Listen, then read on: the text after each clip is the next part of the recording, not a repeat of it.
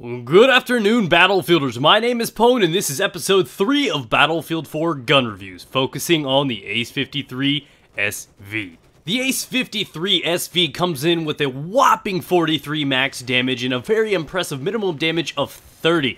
It starts to drop off at around the 15 meter mark, capping out at the 80 meter mark, meaning this thing stays to a 3-shot kill to around 50 meters and is never more than a 4-shot to kill weapon. Okay, so now this thing comes in with a very slow fire rate of 260 rounds per minute, the bullet velocity of 560 meters per second, which is about average. It's pretty decent for that, except for the fire rate being extremely slow. This gun gets about 1 bullet off to where most of the other carbines and assault rifles in the game get about 3, averaging that they hit around 20 to 25 damage per shot, and this one sits around 40. You can pretty much assume that this gun is not meant for close quarters because it's going to pump out about 40 damage, where a lot of the other guns and fully automatics are going to get you at around 70 to 80 damage in that area. Now, what really makes this thing shine and stand out in the DMR category is its ammo capacity, coming in with 26 rounds in the mag. It also has a reload time of 2.2 seconds and a 3.2 while empty. Okay, so now let's talk about this thing's recoil, and it has a lot of it. Its vertical recoil comes in at 0.5. To the right, we got 0.4, and to the left, we have negative 0.1. Meaning this thing's got a lot of upwards to the right recoil. But to me, recoil is hardly an issue when you have a semi-automatic rifle like this, and with such a slow rate of fire, you can easily maintain and tame this thing. So now it's about that time where we compare this weapon to 2 others in the category. We're going to be looking at the SKS and the Scar HSV unlocks in the DMR category.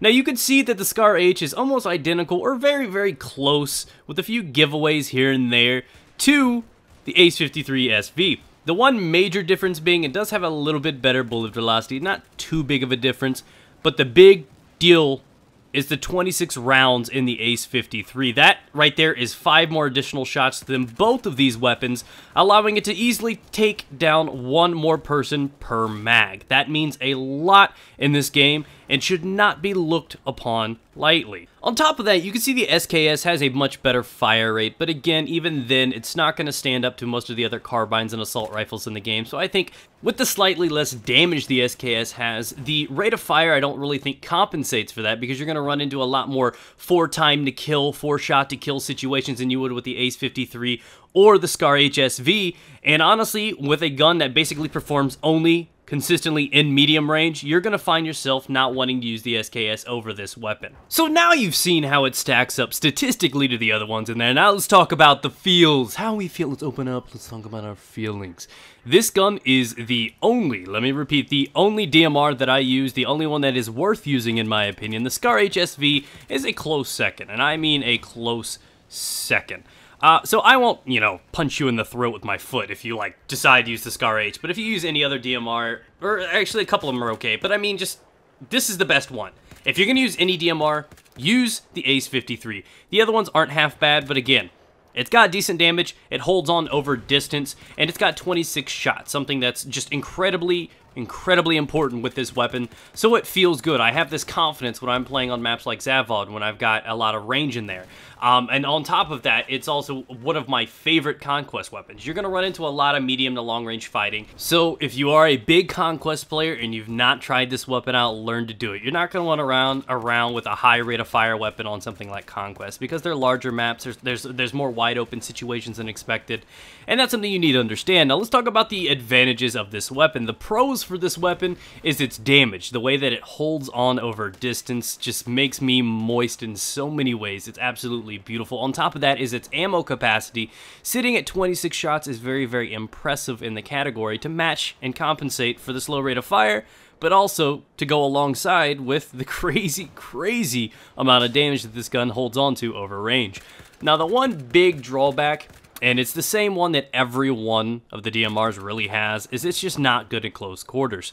So my high recommendation for you guys is to find a corner cutting weapon. And what I mean by that is something that you can be confident in as a secondary or an equipment weapon that you can dominate people with. My example being is something like the Shorty being a great secondary. If you have something like the medic class, you don't want to use the dart or something like that, go ahead and use that. Now, if you're using support, the XM25 dart is pretty good, stuff like that. You want to have something you could do that with. So when I'm actually having to push myself into close quarters, I know I'm going to lose a gunfight every time. They get off 3 bullets for every bullet I get off, and that basically scales double the damage they can put into me before I can put into them.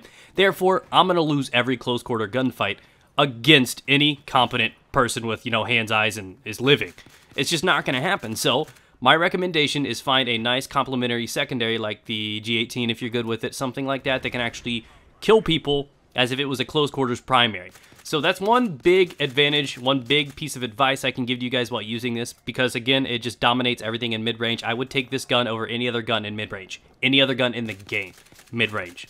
And I definitely think that in the hands of a veteran player, this could even be a gun that I can start seeing in competitive play too. For a defensive or, conservative player, head glitching, this thing just has so much potential. The recoil is pretty high, but again, such slow rate of fire, you can manage the hell out of the recoil. And this is about the time where I'd say, hey, this is my recommended loadout for it. I don't have one for this gun, and the reason for being is because this is completely customizable.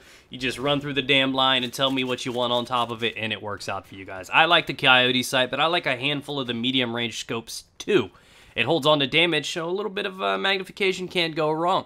Again, the other attachments work too. I handle the recoil just fine. You may want to put something else on there for you guys. And the suppressor is definitely something I would recommend. I think I use the suppressor on this every once in a while because I'd imagine having that damage but also being able to flank means you could drop people down a little bit more. So again, that's why I didn't put a recommended loadout on this episode. But what I can do is do the rating game.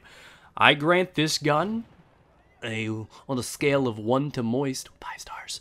I give this gun a 4, and it is very, very close to being a 5. The only thing holding that back is, in fact, the fact that it's just not good at close range. And they're like alternatives for medium range. You don't always have to use a DMR. There are other weapons that can hold their own. But for damage, pound for pound, what this thing can do and kick out, and the fact that you can kill and conserve your ammunition and easily kill 4 to 5 people with 1 mag, that's something you can't do with any other weapon short of the support weapons.